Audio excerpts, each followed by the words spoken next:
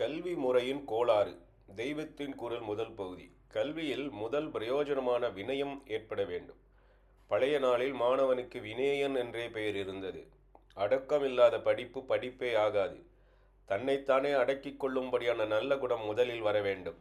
ஆனால் நடைமுறையிலோ படிப்பு இல்லாத மலைச்சாதி மக்களிடையே, நாகரிகம் இல்லாத ஜனங்களிடையேதான் கெட்ட குணங்கள் அதிகம் இருப்பதாக காணவில்லை.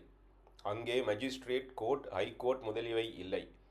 குற்றங்கள் இல்லை. நிறைய ஹைஸ்கூல், காலேஜ், யூனிவர்சிட்டி முதலின எல்லாம் நாளுக்கு நாள் அதிகரித்து கொண்டு போகிற இடங்களில்தான் கோர்ட்டு வழக்குகள், கிரிமினல் குற்றங்கள், ஏமாற்று, திருட்டு முதலியன அதிகமாகிக் கொண்டிருக்கின்றன. கல்வியின் பயன் மெய்ஞான பொருளாகிய ஆண்டவனை தெரிந்து கொள்வதுதான். மறுபடியும் படிக்கிறேன். கல்வியின் பயன் மெய்ஞான பொருளாகிய ஆண்டவனை தெரிந்து கொள்வதுதான். ஆனால் இந்த காலத்தில் படிக்கிறவர்களில் அநேகருக்கு தெய்வ பக்தியே இருப்பதில்லை. இது வேடிக்கையாக இருக்கிறதல்லவா? படித்ததன் பிரயோஜனம் நல்ல குணம், அடக்கம். இப்போது நாட்டில் முன்னை விட நிறைய படிப்பு இருக்கிறது. ஹைஸ்கூலில் இடமில்லாமல் ஷிஃப்ட் வைத்து வகுப்பு நடத்துகிறார்கள். இவ்வளவு இருந்தும் படிப்பின் பிரயோஜனமான வினயம் ஏற்படவில்லை.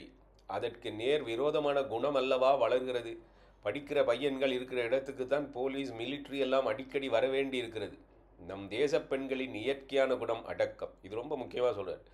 நம் தேச பெண்களின் இயற்கையான குணம் அடக்கம். படிக்கிற பெண்களுக்கு சுபாவமான அடக்க குணத்தோடு கல்வியின் பிரயோஜனமாக பின்னும் அதிக அடக்கம் வளர வேண்டும். ஆனால் சுபாவமாக அடங்கி நல்லவர்களாக உள்ள பெண்களின் குணத்தையும் அல்லவா இந்த கல்வி போக்கிவிட்டது. அடுத்த வரி ரொம்ப முக்கியம். குணத்தை கொடுக்கும்படியான படிப்பு குணத்தை கெடுக்கும்படியாக இருக்கிறதே ஏன்? குணத்தை கொடுக்கும்படியான படிப்பு குணத்தை கெடுக்கும்படியாக இருக்கிறதே ஏன்? இதற்கெல்லாம் காரணம் என்ன என்பதை நாம் கொஞ்சம் ஆலோசித்து பார்ப்போம். படிப்பு என்றால் எப்படி இருக்க வேண்டும், எப்படி படிக்க வேண்டும், சிஷியர்கள் எப்படி இருக்க வேண்டும், ஆசிரியர்கள் எப்படி இருக்க வேண்டும் என்பனவற்றையெல்லாம் விளக்கிச் சொல்கிற நீதி நூல்கள் இருக்கின்றன. அவற்றில் இளமையில் கல் என்று சொல்லி இருக்கிறது. அதுவே பிரம்மச்சாரிய ஆசிரமம். ஒருவனுக்கு விவாகம் ஆகுவதற்கு முந்தி வினா தெரிந்த பிறகு இருக்கக்கூடிய காலம். அதற்குள் படிப்பு வர வேண்டும்.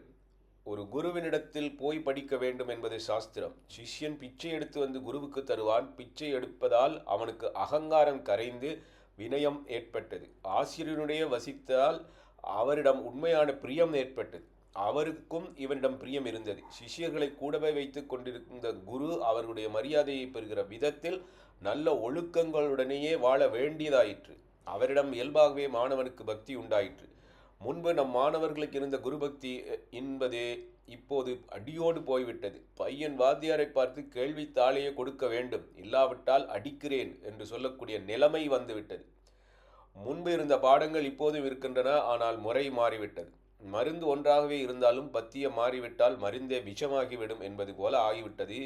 இது குருபக்தி போனதும் பத்தியம் போய்விட்டது. சர்க்காவில் நூற்க வேண்டும்,